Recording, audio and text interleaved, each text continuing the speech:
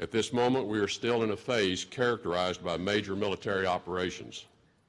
The expansion of ISIS has necessitated a large-scale military response, and our offensive measures are reclaiming areas in Iraq and Syria in which ISIS has had a large and destructive footprint. Our end goal in this phase is the regional elimination of ISIS through military force.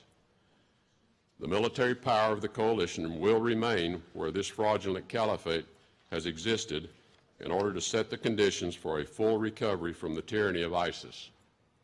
Under President Trump's leadership and with the strength of this historic coalition, our common enemy will remain under intense pressure. Soon, our efforts in Iraq and Syria will enter a new phase, defined by a transition from major military operations to stabilization.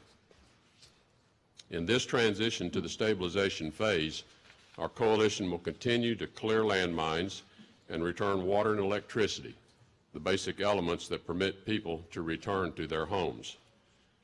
We will pursue regional diplomatic solutions for the underlying political and sectarian disputes that helped ISIS to flourish. The coalition and future partners will continue to provide humanitarian assistance to affected communities as necessary. We appreciate the work of the UN Managed Funding Facility for Immediate Stabilization, which has helped Iraq return home over 500,000 displaced persons in Anbar province alone. Continuing coalition support for police training will be essential, as will be coalition support for demining and clearing hazardous materials. We will continue to facilitate the return of people to their homes and work with local political leadership. They will provide stable and fair governance, rebuild infrastructure, and provide the essential services. We will use our diplomatic presence on the ground to facilitate channels of dialogue between local leadership and coalition partners.